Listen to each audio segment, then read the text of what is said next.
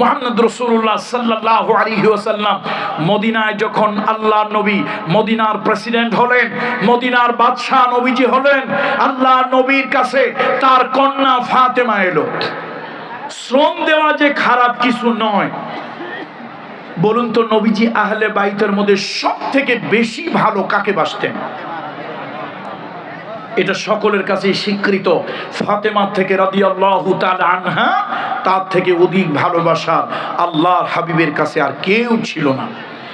ফাতেমা আল্লাহর নবীর কাছে এলো, এসে বলল, ইয়া রাসূলুল্লাহ, আব্বাজান, এই যে আমার হাত দেখেন, আমি কুয়া থেকে পানি উত্তোলন করি, ওই পানি উঠাতে গিয়ে আমার হাত দুইখানা ব্যথায় ভরে যায়।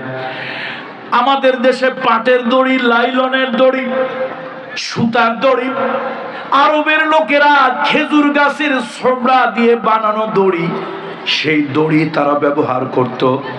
বালতির মধ্যে খেজুর গাছের ছোবড়া দিয়ে পাকানো দড়ি, ওইটা বালতির সাথে লাগায় দেওয়া হতো।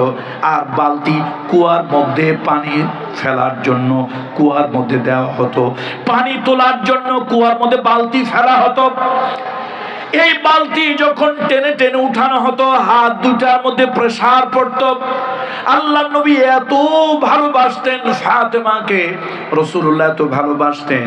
আল্লাহর নবী যখন কোনো অভিযানে যাবেন, নবীজি সবার সাথে দেখা করতে করতে করতে সকলে শেষে গিয়ে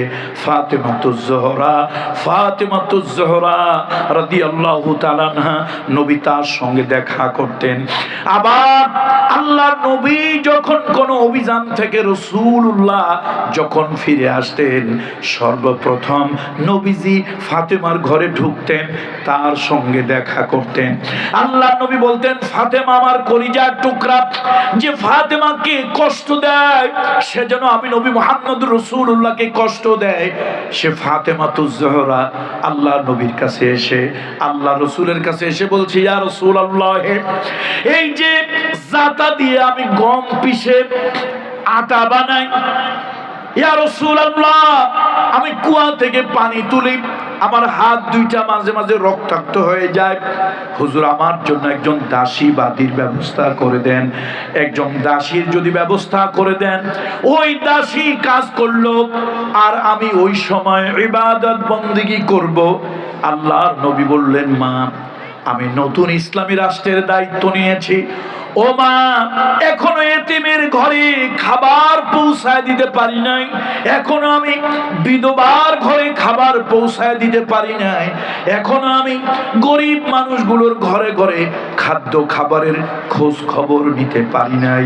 এমতো অবস্থায় তোমার ঘরে একজন চাকরানী, তোমার ঘরে একজন কাজের মহিলা ব্যবস্থা করে দেওয়া আমার পক্ষে সম্ভব নয়। মা, তুমি কাজ করো। ফাতেমাতুজ জোহরা বাবার প্রতি অভিমান করলেন, রাগ না, কি করলেন? অভিমান করলেন। কেন? বাবা মা মেয়ের সম্পর্ক তো খুব গাঢ় সম্পর্ক। বাবার প্রতি একটু অভিমান করে চলে যাচ্ছিল। নবীজি আল্লাহর হাবিবের চোখ দুইটা অশ্রু সলসল হয়ে গেল।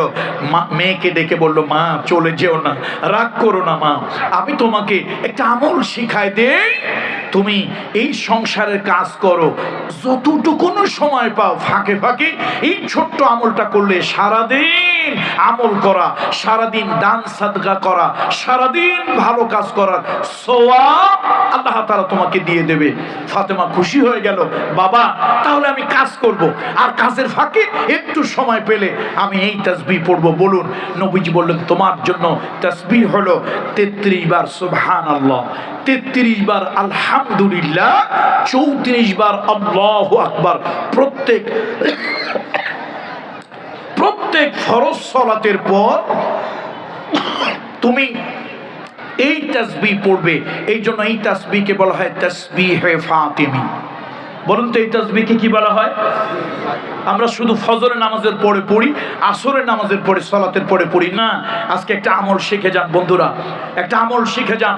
ফাতেমা রাদিয়াল্লাহু তাআলা আনহার মতো সারাদিন তাসবিহ পড়লে, সারাদিন দান সাদকা করলে, সারাদিন রোজা রাখলে এবং রাত জেগে সালাত আদায় করলে আল্লাহ তাআলা এর থেকেও বেশি পরিমাণে সওয়াব আল্লাহ তাআলা আপনার আমলনামায় দিয়ে দেবেন, যদি আপনি আদাত, অভ্যাস পরিণত করে নিতে পারেন।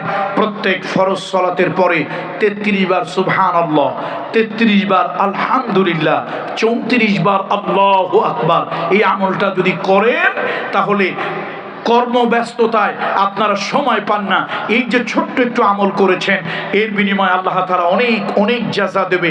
আর একটা আমল যদি করতে পারেন, জান্নাতের সাথে আপনার সাথে শুধু একটা পার্থক্য, পর্দা থাকবে, মৃত্যু।